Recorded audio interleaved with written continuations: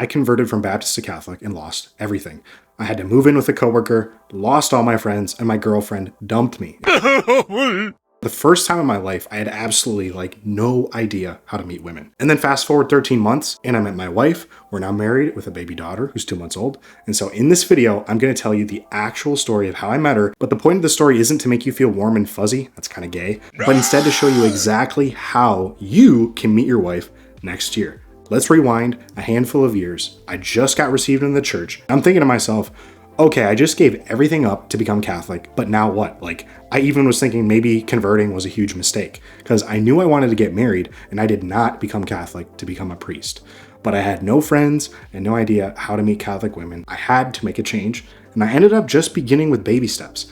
I got an apartment so I wasn't sleeping on my coworker's couch, and then I did what most guys would do. I Googled parishes nearby, found one, and started going to church every Sunday, hoping to ask women out after Mass. But the issue is I would rarely see cute girls after Mass, and even when I did see cute girls at the service, they would usually leave pretty quickly after the service was over anyways. And even if one lingered, I didn't really have the cojones to go and ask her out. Plus, the rest of the women that I saw were all grannies anyways. That wasn't really my thing. More power to you if that's what you're into. I tried going to the young adult events too. They had some in the bulletins, some during the weekly announcements, but most of the people at these events were either already in relationships or they were a decade older than me, or they were just if I'm being honest, they just were not very attractive.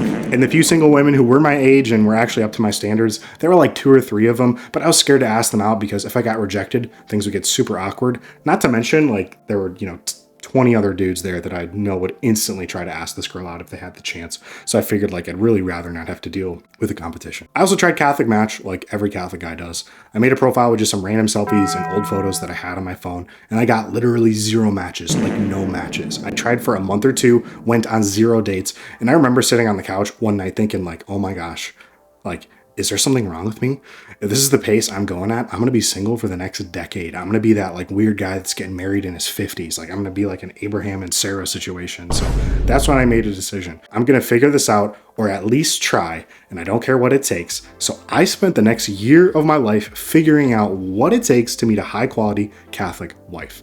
Only took me 13 months, and I'm going to be sharing everything I learned with you today. So you can literally just take notes, watch this video on double speed a couple times if you have to, and just follow everything I did so you can do the exact same thing. Let's go back to where it all started. The thing was, I was able to make a few friends pretty quickly at Bible studies, but none were successful with dating, so I couldn't really learn from them. They were already married or as clueless as me. So I did what any engineer would do. That's my day job.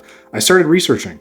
I consumed everything I could find about approaching, online dating, texting, first dates, all of it, and I made a strategic decision. I was going to focus first on online dating before asking out women in my social circle. Now, I really wanted to meet my wife in person, but I was realistic with myself. I was I can't start asking women out willy-nilly at the Bible study or after Mass because I barely know anybody. And all it takes is a few bad approaches to get me branded as a creep. And then I'm completely ostracized from that entire, Mass or young adult group or YCP group. And the proof of this is actually one of the first guys I met. I was talking about dating and, are you single? How's the landscape out there? And he told me that he had asked out 2 different women cold at some YCP events. He got rejected both times. And then at the next event he went to, the deacon pulled him aside and said he'd be kicked out of the group if he kept approaching women. I knew I probably wouldn't fare any better approaching because if all it takes is 2 rejections to get in trouble, it's just totally a losing strategy. So I figured I'd build my social circle in the background while I got dates from online and wait to ask out a girl in person until I've built up a decent social circle and I've gotten to know a couple, cool girls. And I know for a fact, hey, is this girl into me? And if I didn't have glowing green flags, then I just wouldn't ask her out. And that would allow me to avoid the awkward dynamic of asking a girl out and then having her reject you. And now all the friends in the group and all the other women know that you got rejected. Because it's kind of hard to ask out Sally when you got rejected by her best friend, Susan, last week. I was also doing online dating to try and get dates in the meantime. Because for me, it was theoretically, online should be super efficient. I should be able to line up dates in like literally minutes a day. It also expands my pool beyond my parish. There's also no risk of burning my friend group, because if a girl rejects me online, it doesn't really matter or make things weird because she's a total stranger. Whereas if I asked a girl out at the Bible study and she rejected me, it could make things like really awkward for me in that group, because then word, like, dude, women talk. They're going to tell everybody. Taylor asked me out and it was awkward and I said no, and I hope I don't see him at the next event. So yeah, this was huge for me, especially since I was just starting to make friends and I didn't want to ostracize myself from social groups before I even had momentum. I also didn't want to get my ass beat by a deacon. So I decided I'm going to do online dating first and then social circle in the background. And then I'm going to give it a few months. And after a few months, I should have some solid connections in person that I can explore. And if online dating doesn't get me anything in those couple months, then no problem. I'm just going to delete everything and then just completely rely on social events. But at least I gave it a try. So I officially know online dating doesn't work for me. Before I show you what I did, let me address the elephant in the room for the super chatty guys that are watching this. They're going to say like, oh, are there even Catholic women or Christian women on these dating apps? The answer is 1000% yes. But here's the thing people don't understand. There's a lower supply of quality Catholic women on the apps, but there aren't many Catholic men on these apps either.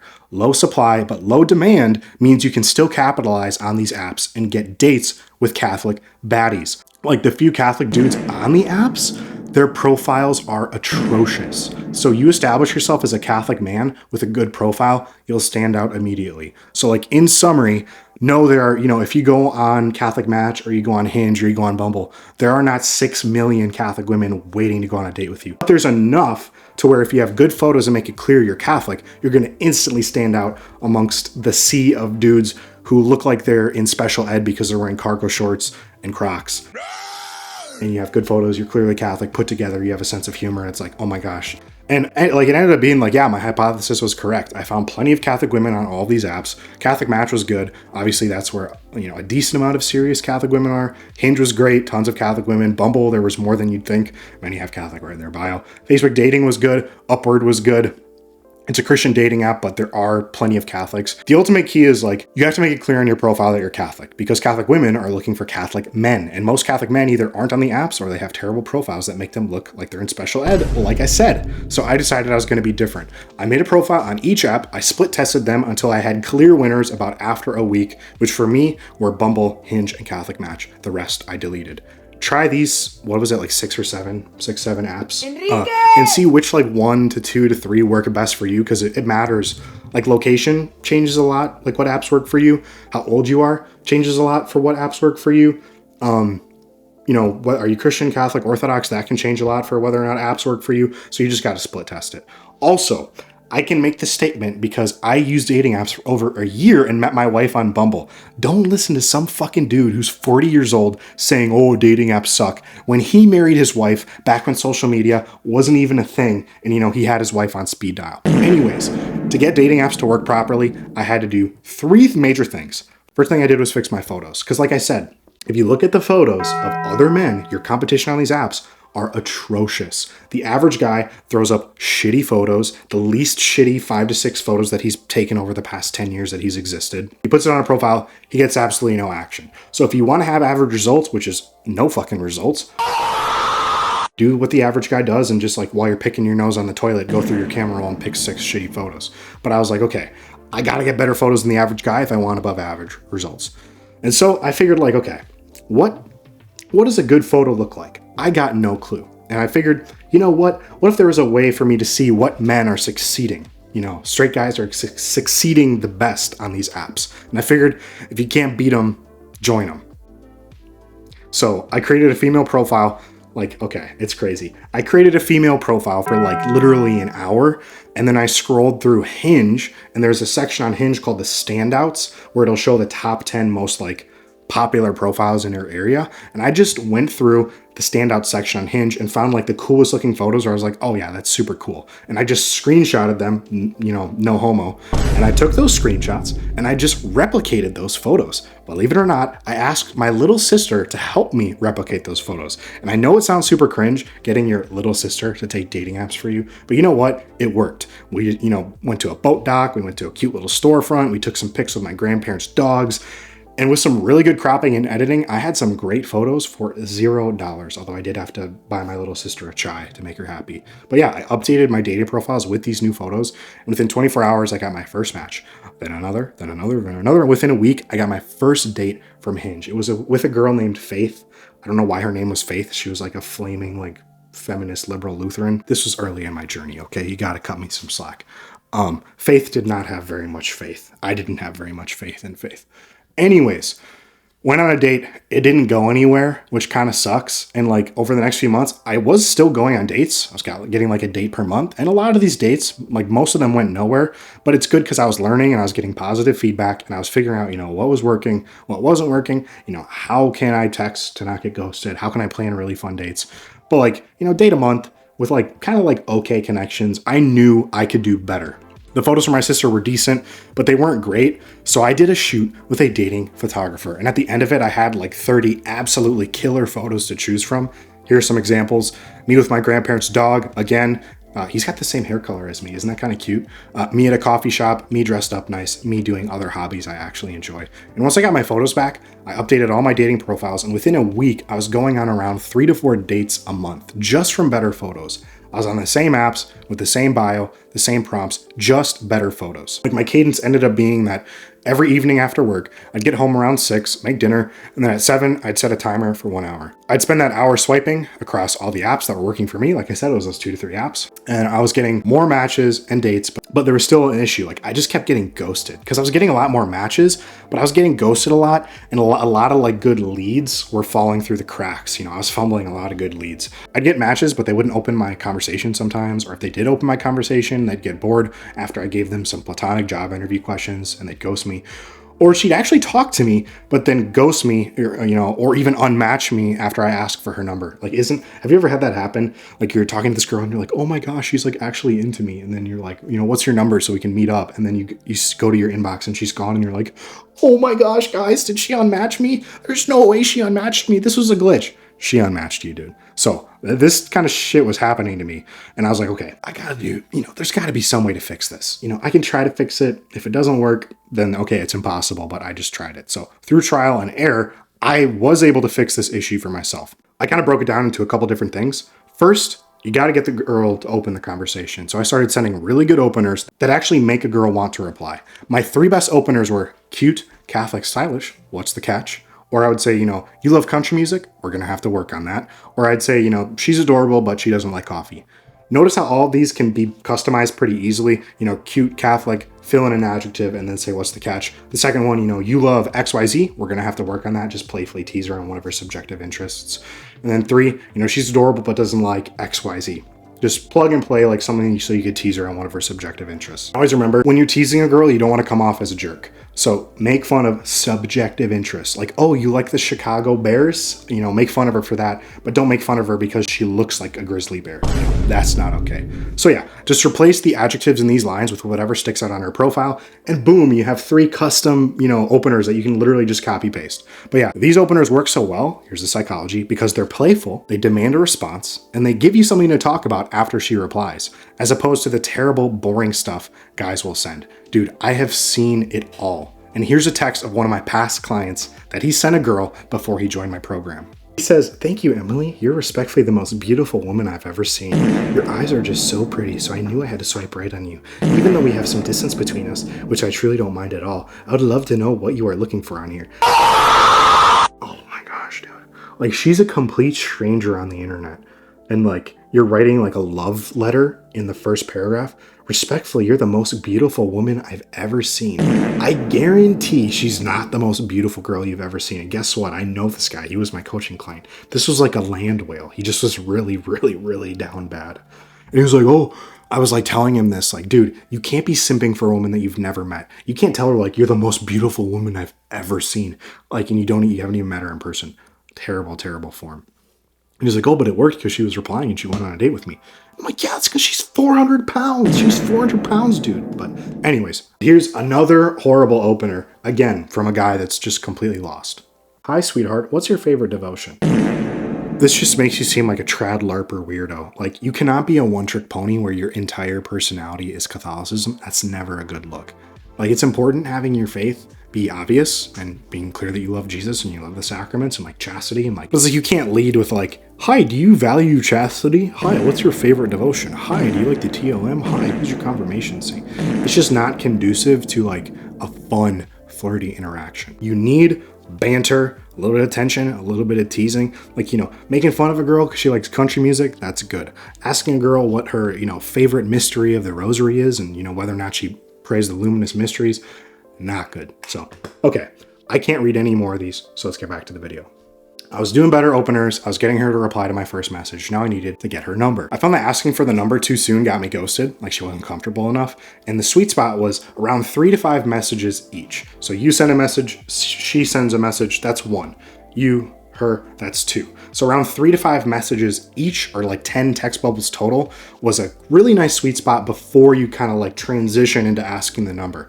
And the messages I was sending were all about kind of like being playful, nonchalant, teasing. Like another way to say it is like literally just bullshitting. And the best transition between teasing each other and asking for the number is one simple question. The line was, "You're cute, haha, what are you looking for on here?" It's the perfect transition from teasing to having a serious relationship talk and getting her digits. It's nice because I always tell guys, you got to be playful and teasing and, you know, bantering in the text messages. So sometimes guys will get like stuck and they can't move forward. This question, you know, "You're cute, what are you looking for on here?" is the perfect kind of like stepping stone forward. You say, "What are you looking for?" She's going to say what she's looking for. She'll ask you what you're looking for. You share what you're looking for. Then after she replies and says like, "Oh yeah, we're on the same page," then you'd say like, you know, "Yeah, great minds think alike. Give me your number so I can plan a date."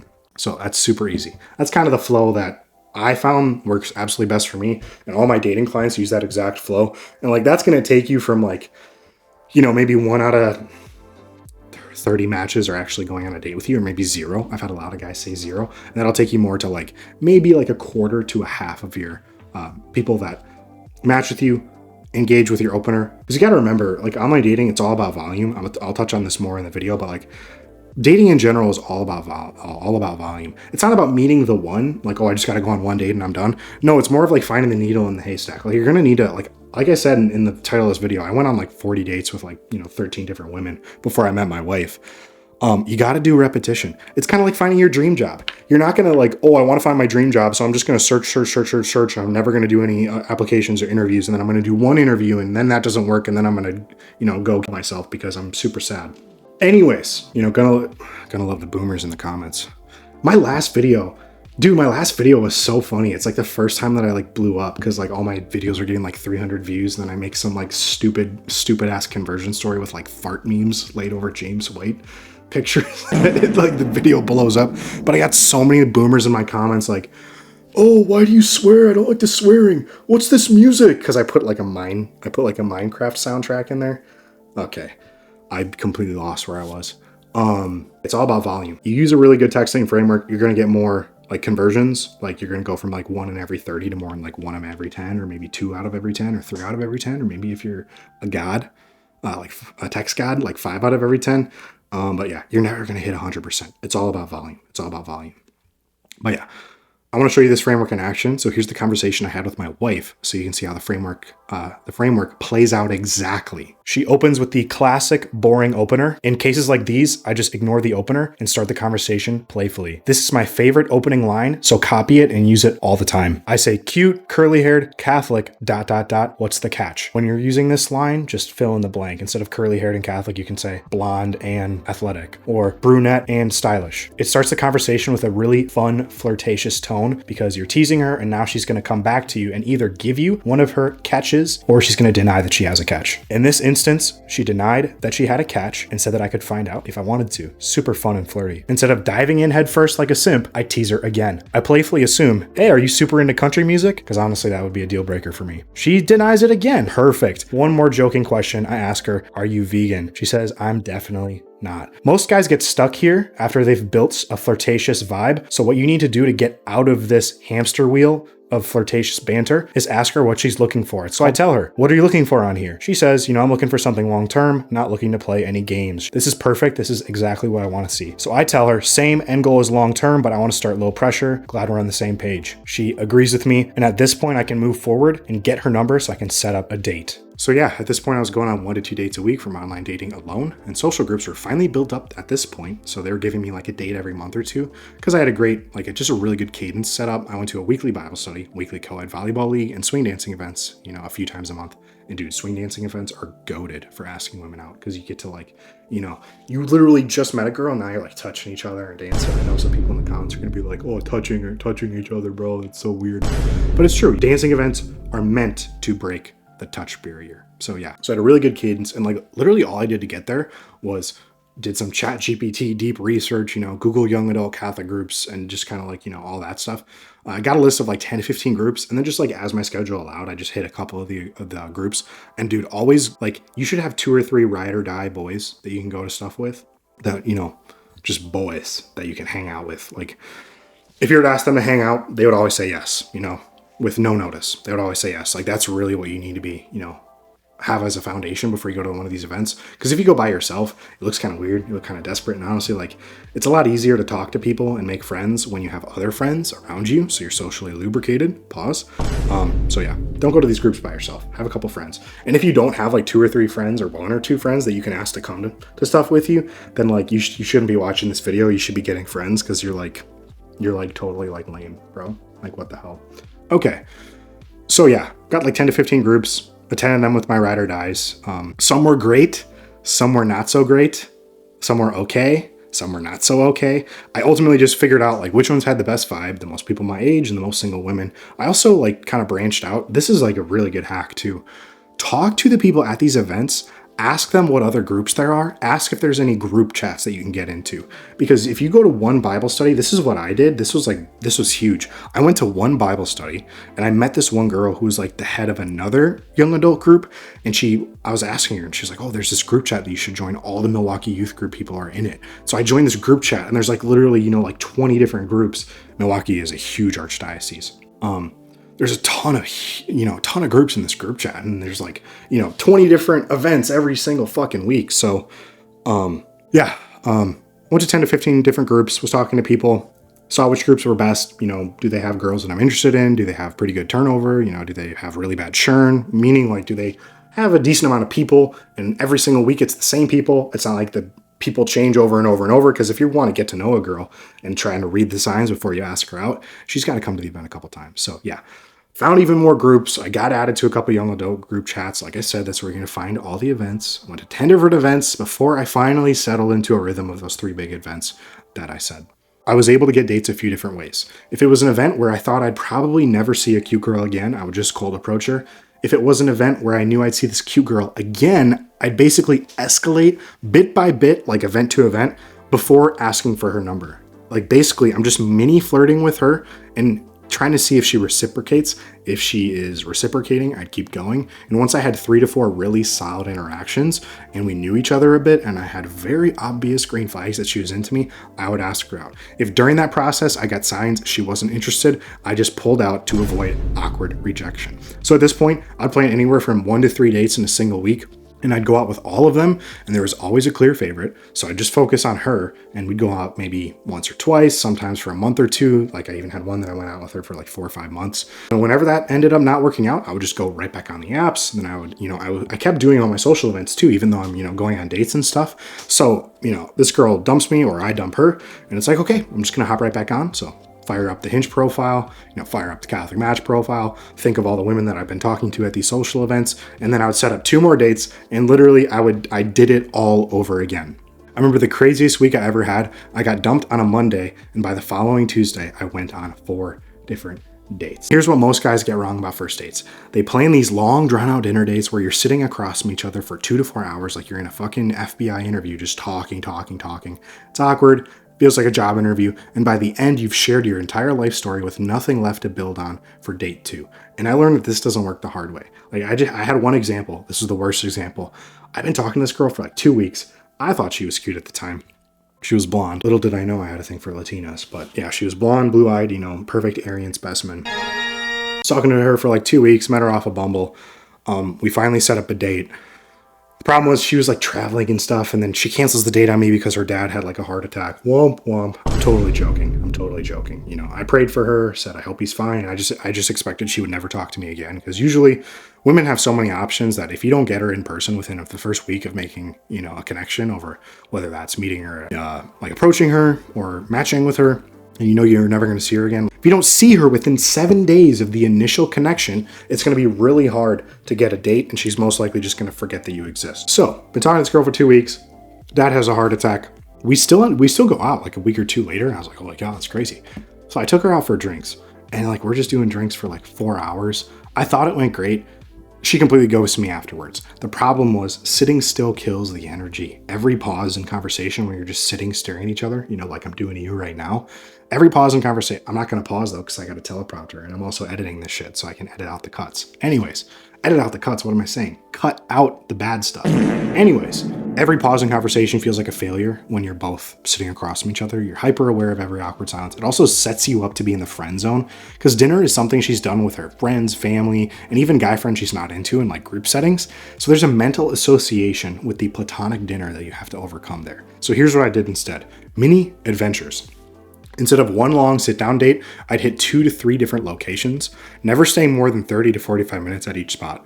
My go-to formula was starting with an activity that was fun but casual, like mini golf, a barcade, duckman bowling, a walk in a park, and make sure that these are like soft activities or not like really tough activities, because you want to be able to have conversation. For example, like mini golf, good, because you can actually talk between holes. Paintball, not good, because you can't talk at all, because you know you're shooting each other up. Figuratively, of course, in Minecraft. So like mini golf, you know, barcade, duckman, bowling, those types of things are kind of like low effort, you can still talk. And then, you know, or even walks in a park. Then grab something small, you know, after, like ice cream, appetizers, maybe a drink. So like you're still eating something, but it's not like a 3-hour, you know, full course meal. Then just keep moving. Walk to another spot, find something spontaneous. Like this is literally the first date I had with my wife. We met at an ice cream place, then just kind of like walked around for 20 minutes by a river just to feel each other out. The vibes are really good. So I was like, hey, let's go get ice cream. We sat for like 20 minutes eating ice cream, talking about stuff. Then we went on another walk in the other direction, and we actually stumbled across a free college baseball game. So there was like a cute little bench, park bench in the outfield. Not in the outfield, but like behind the outfield fence. So we stopped and watched it from a bench behind the outfield, which is a perfect excuse to put my arm around her and break the touch barrier. Adrian. And, so yeah, mini adventures work so well for a few reasons. Movement kills awkward silences, because if you're walking or playing mini golf, like pauses in the conversation are normal. You're focused on the activity, not just staring at each other. Also, multiple locations feels like multiple dates. Even though we were only together, you know, for 3-4 hours, it felt like we'd been on 3 dates together. It also keeps the mystery alive, because you're not sitting there for hours sharing your entire life story. You just learn, you know, bit by bit about each other. You have fun, and she's left, and you're left too, wanting to know more. Like, a girl at the end of the first date should be saying like, wow, this guy's so cool, but like, I want to learn more about him. That's what like the perfect close to the first date. And last but not least, your first date is now an amazing story if you guys end up getting serious, rather than a really boring, like, oh yeah, we went and had dinner at Olive Garden. Like the breadsticks were good. So yeah, plan good first dates. Knowing the goal of a first date is this simple. Make a great first impression so she wants a second date. And you figure out if you want a second date. That's it. You're not trying to figure out if she's wife material yet. You're not conducting an interview. You're just trying to see if there's chemistry and if you enjoy spending time with this person. So yeah, this is the formula I followed. Most of my first dates went nowhere, and that's normal. That's expected, because like I said earlier, the name of the game is volume. If you're consistently going on dates, you will meet your wife eventually. And it only took me 13 months to do it. In those 13 months, I went on about 40 dates total. Some girls I saw once, some girls I saw a few times, or even a month or two, you know, total. And the final girl became my wife. Like I said, I was about 12, 13 months in, 39 dates deep, starting to kind of burn out. Once you like get really successful with dating, it kind of becomes like a part-time job, and like dating burnout is a real thing. Like I actually have to put in my course, in my coaching program, an entire like 20-minute module on dating burnout, about how going on a lot of dates can like really make you exhausted and mess with your mental health. So I was at that point, I was burning out because I'd been doing, you know, I'll do 3 dates in a week, pick one, go out with her for anywhere from like a week to a few months, and then just rinse and repeat. So I'd been doing this for quite a while, kind of getting burned out, a little discouraged. And then, okay, I'm doing it again. I got dumped. When was it? It was right before I met my wife. I had 3 dates lined up that week. I canceled on 2 of them. There was a blonde chick, an Asian chick, and then a mestizo Latina baddie, which is my now wife. I had these 3 dates. I canceled 2 of them and kept 1. I kept the Latina baddie because she was hot and we had really good like banter chemistry over text. So we met for ice cream and a walk, exactly the formula I'd been running that I told you about. We had a super solid first date, and little did I know that was my last first date ever. That was years ago. We're married now with a baby daughter. And I actually met her on Bumble too. I met her on Bumble, which isn't even a Christian app, but it just goes to show you that it's totally legit. But yeah, the crazy part is none of this was luck. It was just trial and error and a system. And the exact steps I just shared with you took me from sleeping on my coworker's couch, crying, seeing all the 400-pound women in my Catholic match likes, all the way to meeting my wife. And if you follow this exact system, you can meet your wife by next year as well. But here's the thing, knowing the system and executing are 2 different things. Most guys, they know they need better photos. They know they need better texting. They know they need to plan better dates, but they never truly give it their all. So if you're serious about shortcutting your timeline, book a call with me. I'll spend like 30, 40 minutes just going through your situation, asking you questions, identifying what's holding you back. And I'm just going to give you a game plan to show you the fastest path to meeting your Catholic wife. Click the link below. Again, I don't know how to end videos out, so I'm just going to awkwardly stare at the camera and click the stop recording button on my computer.